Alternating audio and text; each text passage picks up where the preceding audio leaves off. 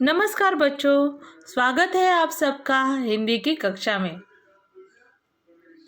बच्चों, आज हम हिंदी व्याकरण के अंतर्गत आने वाले सर्वनाम के बारे में जानेंगे। बच्चों, मैं आपको कुछ वाक्य पढ़कर बताती हूँ। कबीर 5वीं कक्षा में पढ़ता है। कबीर एक बुद्धिमान बालक है। कबीर के माता पिता डॉक्टर है। कबीर से उसके माता पिता बहुत प्यार करते हैं।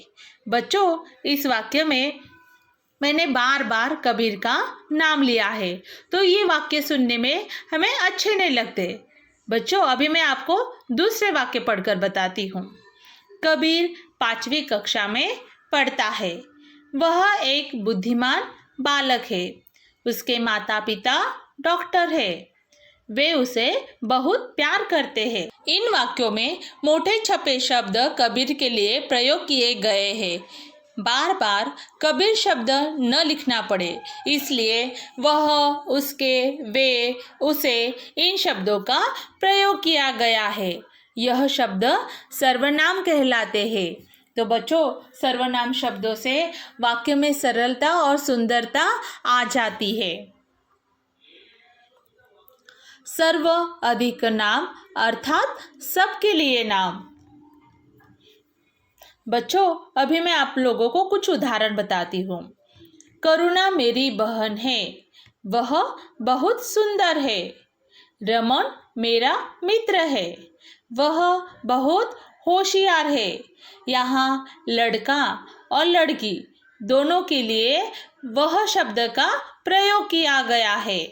तो इस प्रकार हम सर्वनाम की परिभाषा क्या कर सकते हैं कि जो शब्द संज्ञा शब्दों के स्थान पर प्रयोग किए जाते हैं वह सर्वनाम कहलाते हैं। सर्वनाम शब्द स्त्रीलिंग तथा पुल्लिंग दोनों में समान रहते हैं। लड़का, वह जा रहा है। लड़की, वह जा रही है। तो यहाँ पर क्रिया सिर्फ बदली हुई है। सर्वनाम वह, लड़का और लड़की यानी स्त्रीलिंग और पुल्लिंग दोनों में भी समान है। सर्वनाम के एक वचन तथा बहुवचन रूप होते हैं।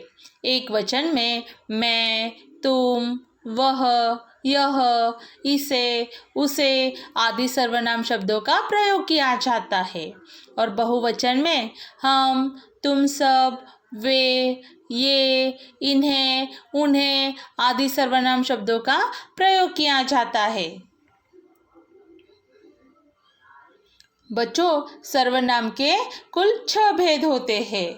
पहला पुरुषवाचक सर्वनाम, दूसरा निश्चयवाचक सर्वनाम, तीसरा अनिश्चयवाचक सर्वनाम, चौथा प्रश्नवाचक सर्वनाम और पांचवा संबंधवाचक सर्वनाम और छठा है निजवाचक सर्वनाम। धन्यवाद बच्चों।